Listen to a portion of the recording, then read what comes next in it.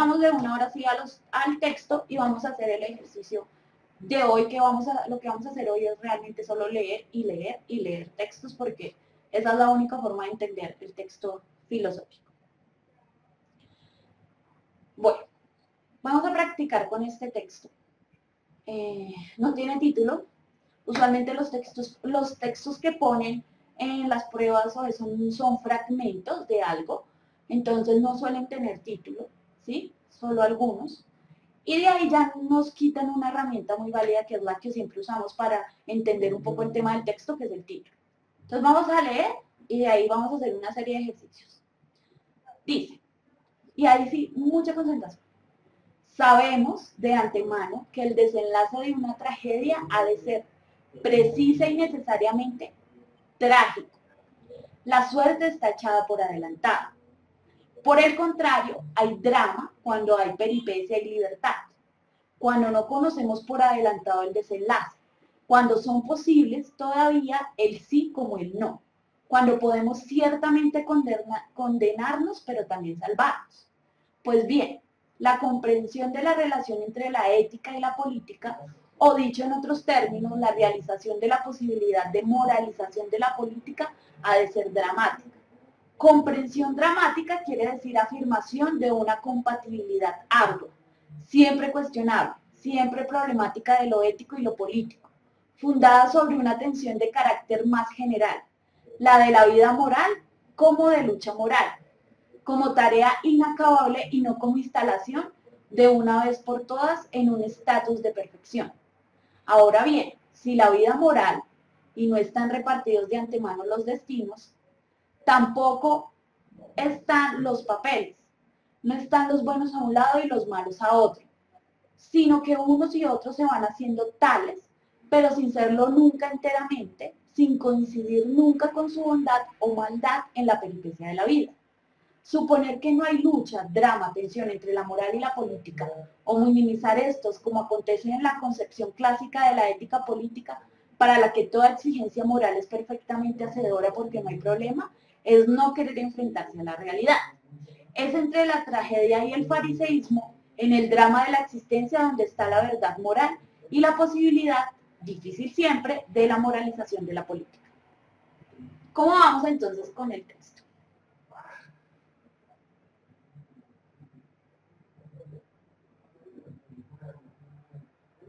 Ahí está, texto puramente filosófico, sacado de J.L. López Araguren, Ética y Política se llama el texto. Chicos, tómense un tiempo para que vuelvan a leerlo, despacio, entiendan, traten de entender y de hacer lo que les estaba diciendo al inicio. Quitar parte por parte.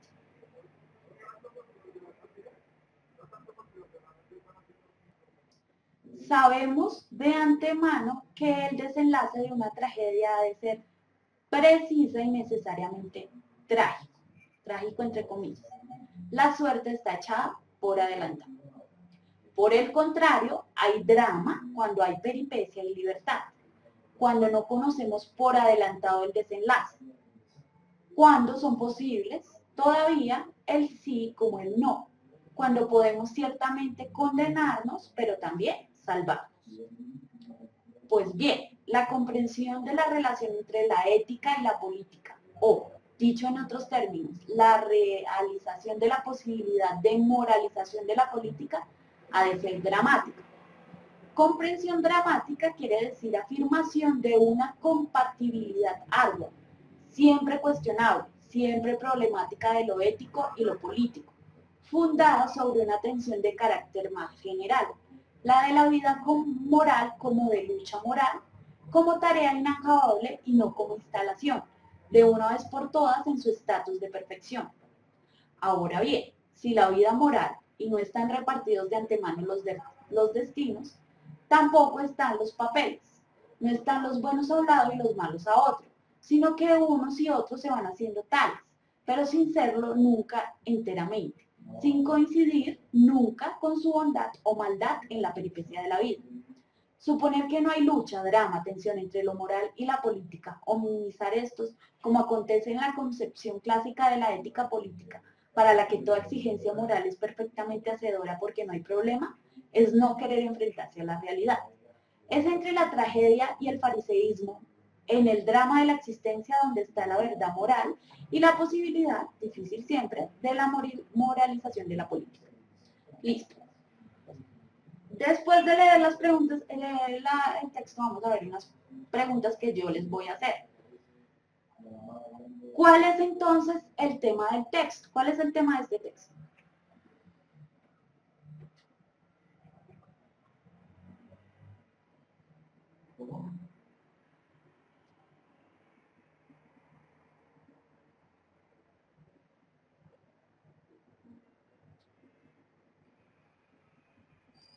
Muy bien.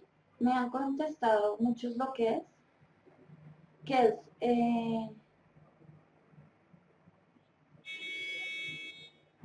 la ética y la política. Se habla principalmente de la ética y la política. Recuerden, y los que han estado conmigo varias clases, que yo siempre les pido que diferencien el tema de la idea principal o de la tesis del texto. Una cosa es el tema claritamente de lo que se está hablando. ¿De qué se está hablando propiamente? De la ética y la política o de la moral y la política.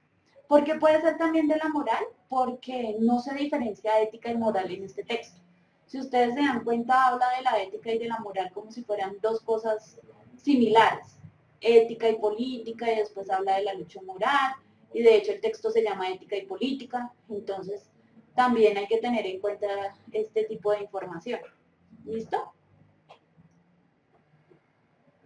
Sí, porque es lo más evidente que hay. ¿Cuál es el tema? Ética y política es lo más evidente que hay en el texto.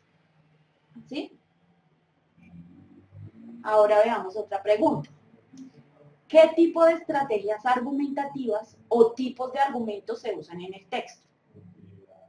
Acuérdense que hablamos de algunas estrategias argumentativas y de algunos tipos de argumentos en las clases pasadas. O lo que les dije al inicio es el listado de algunas estrategias que se usan en los textos argumentativos para poder, digamos, sustentar una idea, pues la tesis del texto. Bueno, uno me dice que de autoridad. ¿Qué otro tipo de estrategias argumentativas o tipos de argumentos hay ahí en ese texto? Me dicen emocionales, ejemplos, analogía, definición, analogía, contraposición, que viene siendo no es una contraposición, ojo con eso. Argumentos de justicia o tradición, no. Ojo, tesis no es un tipo de argumento, la tesis es una parte del texto.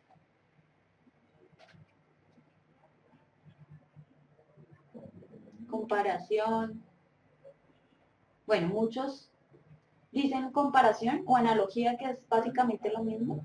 ¿Tienen razón en eso? Sí hay analogía, creo que es una de las bases del texto, de este texto, hacer una comparación. Me dicen ejemplo. También es válido hablar de ejemplo en cuanto a que se está, digamos, como relacionando con los conceptos de drama y tragedia. Pero es más, digamos, más específico la analogía. ¿Hay citas de autoridad en este texto?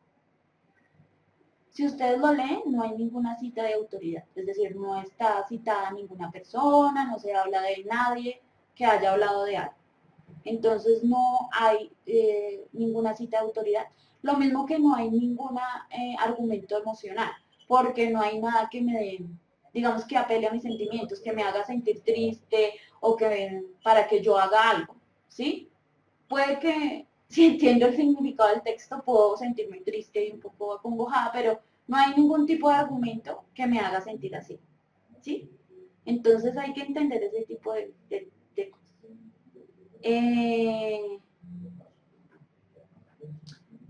Entonces vamos a ver. ¿Qué tipo de estrategias argumentativas o tipos de argumentos se usan en el texto?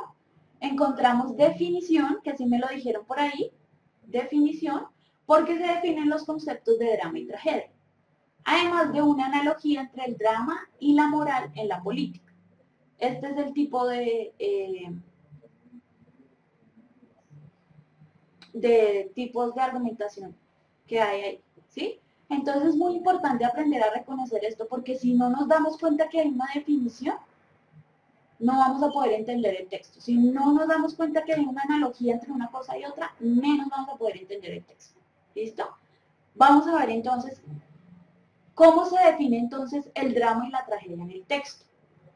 ¿Cómo está definido el drama? O sea, ¿qué significa drama para ese autor y qué significa tragedia para ese autor? Voy a volver al texto.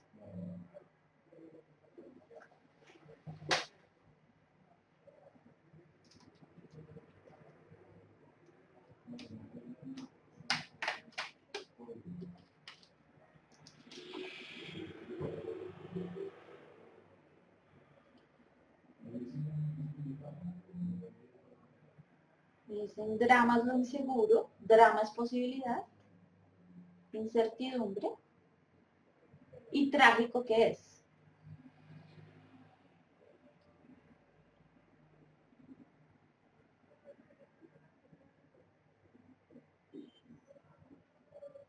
Tragedia, un suceso irreversible, en el que se conoce que el final será trágico. La tragedia siempre es trágica, mientras el drama es algo que nunca se sabe cómo acabará. Drama, el resultado es final incierto, trágico, seguro y malo. Ajá, listo. Muy bien, chicos, hay unos que lo hicieron muy bien. ¿Cómo se define entonces el drama y la tragedia? La tragedia se define como aquello que está marcado y que por esto mismo es necesario que suceda. ¿Qué pasa? Acuérdense que siempre los conceptos tienen que tomarse en torno a lo que dice el texto, no a lo que nos han enseñado en el colegio, a lo que me dijo mi mamá, a lo que yo pienso que es trágico, a lo que es una novela trágica. Es a lo que me dice el texto. Y el texto dice que sabemos de antemano que el desenlace en una tragedia debe ser precisa y necesariamente trágico. La suerte está echada por adelantado, es decir, del destino ya está marcado, ¿sí? Y necesariamente va a acabar de esa forma, va a acabar mal, lo que me decían por ahí. Y ya se sabe cómo va a acabar. Eso es lo que se define como trágico. El drama se define como aquello que es incierto y que por eso mismo puede darse de cualquier forma. Quiere decir que no es seguro, no se sabe cómo va a acabar. Y eso hace que tenga una libertad. ¿Qué es esa libertad? Que yo todavía puedo decir va a acabar bien o va a acabar mal, puede ser de todas las formas. Puedo salvarme o puedo condenarme porque no es seguro cómo va a acabar, ¿sí? Es un poco la comparación entre el libre albedrío, que vendría a ser lo que yo puedo hacer de mi vida, y la tragedia, un poco lo de el destino, que es que ya está demarcado lo que va a pasar en mí. ¿Listo? Entonces esa es la definición. Acuérdense que ustedes no van a tener Wikipedia ni nada, o sea, ustedes acá pueden hacer lo que quieran, pero en la prueba solo están ustedes con ustedes mismos. Entonces eso es lo primero que tenemos que entender con respecto a tragedia. ¿Qué es eso de peripecia? No es ni siquiera necesario entender peripecia, si ustedes se dan cuenta, para responder eso. Da igual. Pero para aclararles, peripecia es aquello como el nudo de la historia, como el suceso que hace que nada vuelva a ser igual antes de que eso suceda. Entonces la peripecia es como esa acción que hace que todo cambie. ¿Listo? Ahora entonces vamos a seguir con las preguntas. ¿Qué característica de la moral aplicada a la política se quiere destacar al compararla con el drama? Entonces, si ustedes se dan cuenta, ya dijimos que un tipo de argumentación que se usa es que se compara la moral con el drama aplicada a la política. Entonces, esa comparación, una analogía es darle una característica que comparten esos dos conceptos en este caso. Entonces, ¿qué comparte el drama y la moral aplicada a la política? ¿Qué hace? ¿Cuál es la característica que las...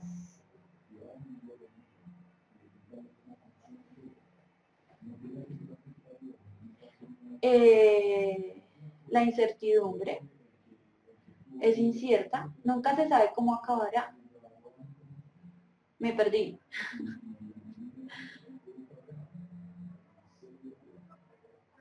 Ajá, muy bien, chicos, incierta, que ambas son seguras. Esa es la característica que está dando. Si ya sabemos la definición de drama, fácilmente vamos a saber qué es lo que nos está diciendo en la moral porque nos la está comparando. Entonces dice, se quiere destacar el hecho de que la moral es cambiante, porque su fin no está determinado, sino que al igual que el drama puede condenarnos o salvar, lo que ustedes me decían también, la incertidumbre. Entonces, tanto la moral en la política no está segura, no tiene un fin propio, no se sabe, puede ser buena o mala, como me estaban diciendo ahí en ese texto, ¿sí?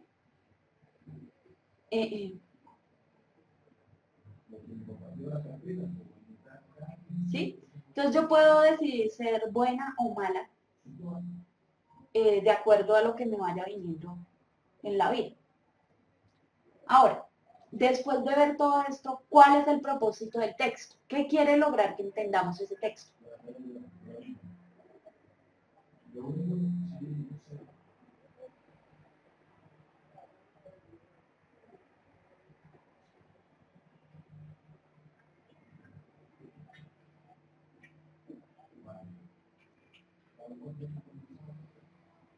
Vamos a volver al texto.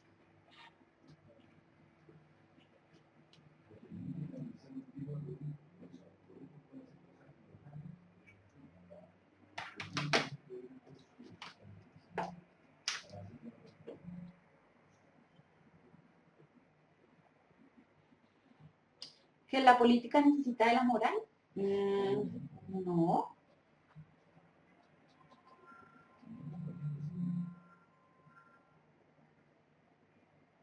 Que el destino de la moral aplicada a la política es incierto.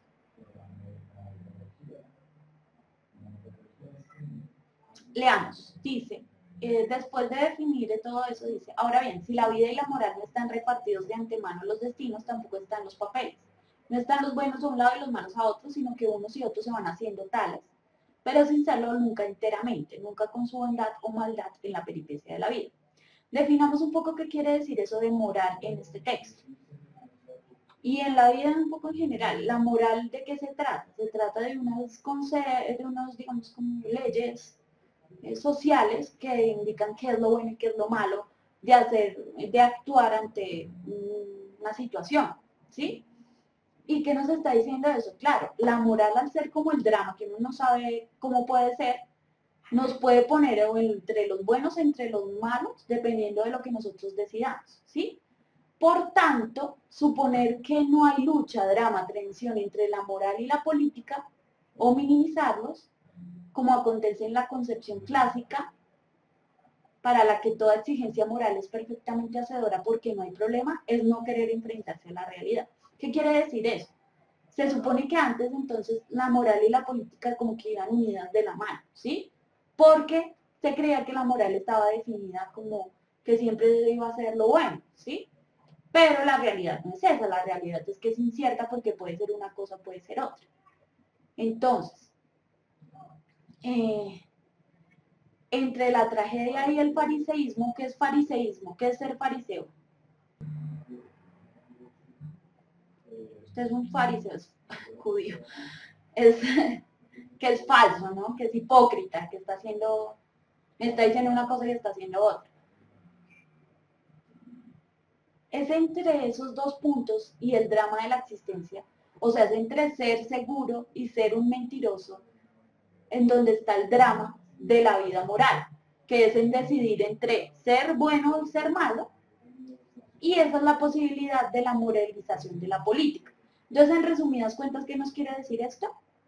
Después de todo este carretazo que nos echó, un poco la corrupción de la política que hay frente a la moral, porque uno en la política puede ser bueno o malo igual que en la vida en general, solo que uno escoge qué ser. Entonces no podemos decir que porque haya moral en la política quiere decir que va a ser buena, sino que hay incertidumbre. Como cuando uno vota, uno no sabe si ese alcalde va a ser bueno o va a ser malo, porque moralmente no sabemos cómo va a actuar. ¿Sí? Habla de corrupción básicamente un poco también, de ese tipo de cosas. La política no es necesariamente trágica, no nos está diciendo que, no nos está relacionando eso. Nos está diciendo que la moral no es trágica. Así de sencillo. ¿La moral corrompe la política? No. No, no, no. Los que corrompen la moral son los que hacen la política porque no se comportan de una forma, de cierta forma o no. Lo que hace la moral en la política es hacerla incierta, exactamente. Esa es la conclusión. La moral en la política hace que ésta sea incierta porque no sabemos cómo va a actuar. ¿La moral influye en la política? Totalmente. Eso es lo que nos quiere decir este texto. ¿Qué tiene la habilidad de los textos filosóficos? Decimos lo que se quiere decir de la forma más enredada posible. Eso es una concepción mía, ¿no? No vayan a decir eso. Claro que hay unos análisis muy buenos. Pero lo que yo les quiero mostrar es que hay que aprender a desglosar un poco los textos, ¿sí?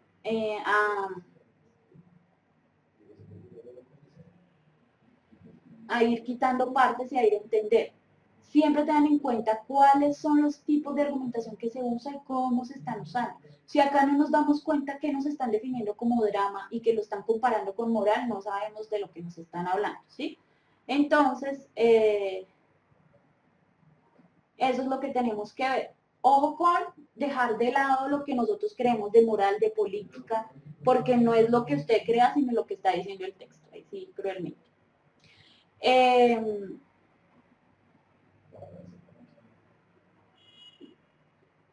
Ahora, bueno, 6 y 7.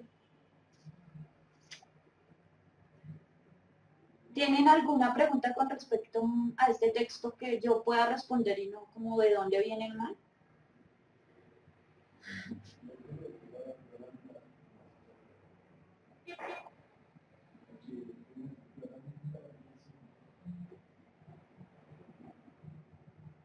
O cómo influye el drama en la moral y la política, eso nada tiene que ver. El drama no influye. Lo que se está haciendo es que se está definiendo drama para poder explicar un poco cómo entiende la moral este autor. No es que influya el uno en el otro. Bueno, me estaban preguntando una cosa y quiero aclararla muy bien. Me estaban diciendo, profe, ante un texto filosófico es mejor leer primero las preguntas y después el texto. No, nunca en la vida. ¿Por qué? Porque yo les puedo hacer las mismas preguntas que están haciendo, igual ustedes van a tener que leer todo el texto, porque el sentido global está en todo lo que estamos leyendo y en relacionar una cosa con otra, ¿sí? De nada les va a servir primero leer las preguntas más que en perder tiempo, porque igual se van a tener que devolver al texto y van a tener que leerlo una y otra vez. ¿Cuál es una estrategia para solucionar esto? Desglosen el texto, traten de sacar cosas que necesitan, que les sirva para poder comprenderlo, ¿sí? Necesito saber qué es peripecia, no es necesario en este texto, ¿sí? Las palabras que no se necesiten entender, porque uno no entiende un texto a partir de una palabra, sino de toda una relación de palabras. Las que no sea necesario entender, ni siquiera las miren, si no las entienden, sigan y traten de entender ese sentido del texto.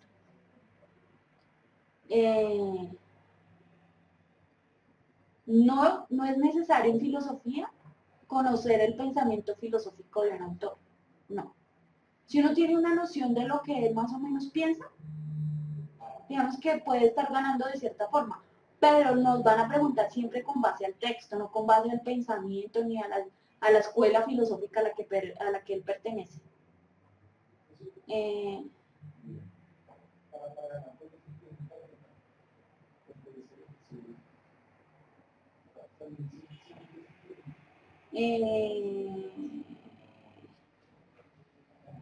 Creo que qué clases de preguntas abiertas podrían preguntarnos de este texto. Si ustedes se dan cuenta, todas las preguntas que yo les hice ahorita son preguntas abiertas que pueden haberlos preguntado en el texto. La de cuál es el tema, cuál es el propósito del autor, qué tipos de argumentos se usan, cuál es la conclusión de este texto, todo eso son tipos de preguntas abiertas que pueden surgir de este tipo de textos. Por eso yo también lo quise hacer de esta forma, para que ustedes empezaran haciendo el análisis y no buscando la respuesta de una vez en las opciones sin saber ni siquiera de qué trata el texto. ¿Listo?